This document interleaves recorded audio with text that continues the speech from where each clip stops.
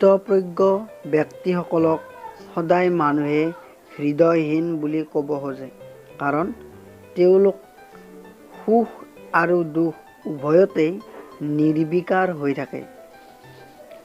চৰম আনন্দৰ মুহূৰ্ততো তেওঁলোকে উলাহতে উটি ভাহি নুফুৰে আৰু চৰম দুখৰ দিনতো তেওঁলোক ভাগি নপৰে। তেওঁলোক কেতিয়াও আৱেগৰ বশৱৰ্তী নহয়। আৱেগৰ দ্বাৰা পৰিচালিত লোকে সেই মুহূৰ্তত কৰা ভুলৰ বাবে পিছৰ জীৱনকালত অনুতাপ কৰিবলগীয়া হয়। নমস্কাৰ বন্ধুসকল, মই চন্দনে শিকিবলৈ হেঁপাহ নামৰ চেনেলটোলৈ জনাইছোঁ স্বাগতম। এদিনাখন এজন যুৱক দুৰ্ঘটনাগ্ৰস্ত হৈ হস্পিতালৰ অস্ত্ৰোপচাৰ কক্ষত ক্ষন্তেক ৰ'বলগীয়া হ'ল। জৰুৰী অস্ত্ৰোপচাৰৰ খবৰ পোৱা মাত্ৰকে চিকিৎসকগৰাকী ঘৰৰ পৰা খৰখেদাকৈ গৈ হস্পিতালত প্ৰৱেশ কৰিলে। দুৰ্ঘটনাগ্ৰস্ত যুৱকজনৰ পিতৃয়ে চিকিৎসকজনক কিয় ইমান দেৰি হ'ল বুলি প্ৰশ্ন কৰিলে।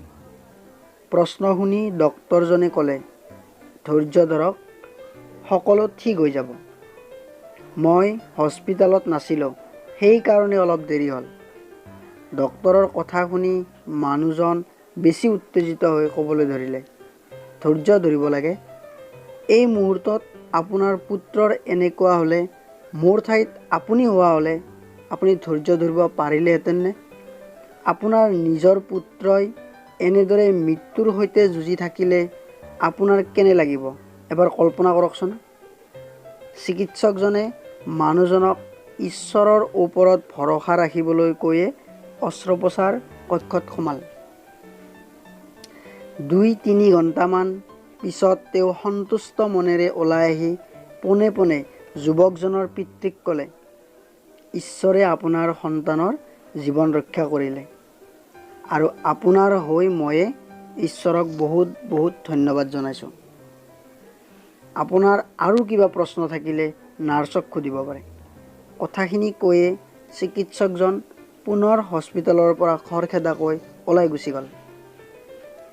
পিতৃগৰাকীয়ে এইবাৰ নাৰ্ছগৰাকীক সুধিলে, তেওঁ ইমান অহংকাৰী নে? মোৰ ল'ৰাৰ অস্ত্ৰোপচাৰৰ বিষয়ে কোনো কথা ক'বলৈ তেওঁৰ সময়েই নাই। এইবাৰ অশ্ৰুসিক্ত নয়নেৰে নাৰ্ছগৰাকীয়ে উত্তৰ দিলে, যোৱাকালি এটা পথ দুৰ্ঘটনাত তেখেতৰ একমাত্ৰ পুত্ৰৰ মৃত্যু হৈছে। আপোনাৰ পুত্ৰৰ অস্ত্ৰোপচাৰৰ বাবে ফোন কৰাৰ সময়ত ছাৰ শ্মশানতে আছিল। এতিয়া অস্ত্ৰোপচাৰৰ সুকলমে সম্পন্ন হোৱা বাবে তেখেত দৌৰা-দৌৰিকৈ সৎকাৰ কাৰ্য সম্পন্ন কৰাৰ বাবে পুনৰ শ্মশানলৈ গ'ল। নাৰ্ছৰ কথা শুনি মানুহজন সৰগ পৰা মানুহৰ দৰে থৰ লাগিল। তেওঁ নিজে গম নোপোৱাকৈয়ে কিমান ডাঙৰ অপৰাধ কৰিলে তাকে ভাবি হতবাক হৈ পৰিল। বন্ধুসকল, কাহিনীটো শুনি কেনে লাগিল? কাহিনীটোৰে আমাক বহু কথাই শিকাই থৈ গ'ল। কাহিনীটো শুনি যদি ভাল লাগিল এটা লাইক কৰি দিব আৰু কাহিনীটোৰ কোনখিনি কথা আপোনাৰ ভাল লাগিল তাক কমেণ্ট কৰি জনাব। এনেকুৱা কাহিনীৰে সৈতে পুনৰ লগ পাম। ধন্যবাদ। জয় আই অসম।